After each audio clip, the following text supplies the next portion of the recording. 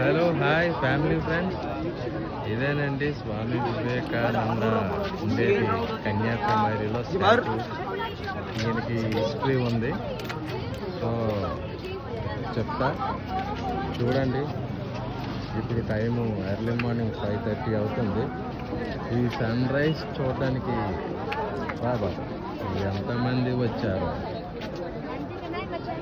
ఇదిగోనండి, అందరూ sun rise చూడడానికి వచ్చినప్పుడు చూడండి.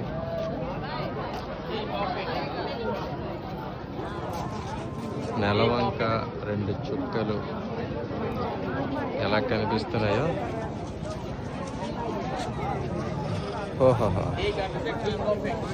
ఇదేండి మన భూమి మీద మొట్టమొదటిగా వచ్చే sunrise view point in Kanyakumari.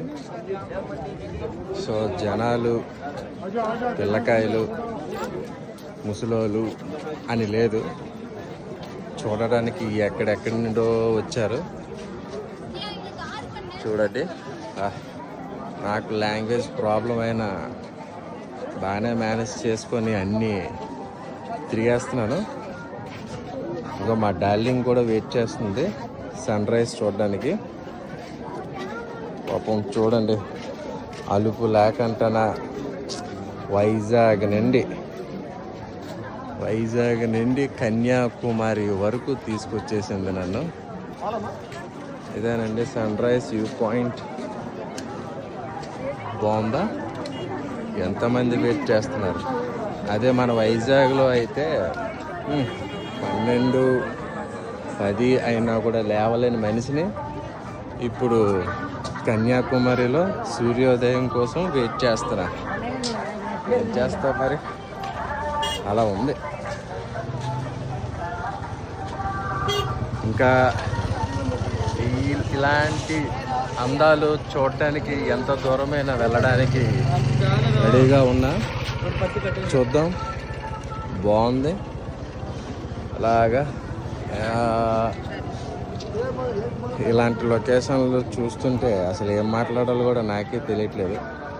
దీనికి ముందు ఒక వీడియో చేశా, అది సన్సెట్ అనుకునే మిస్టేక్ చేశాను.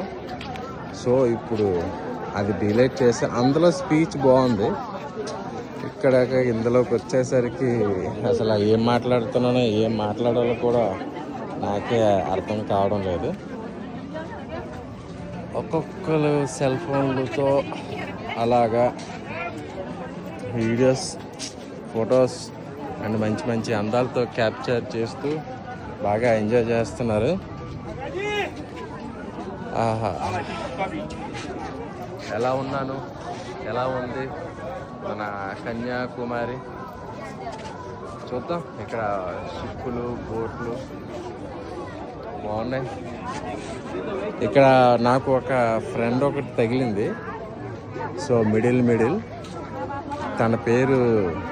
తన పేరు జెనిల్లా.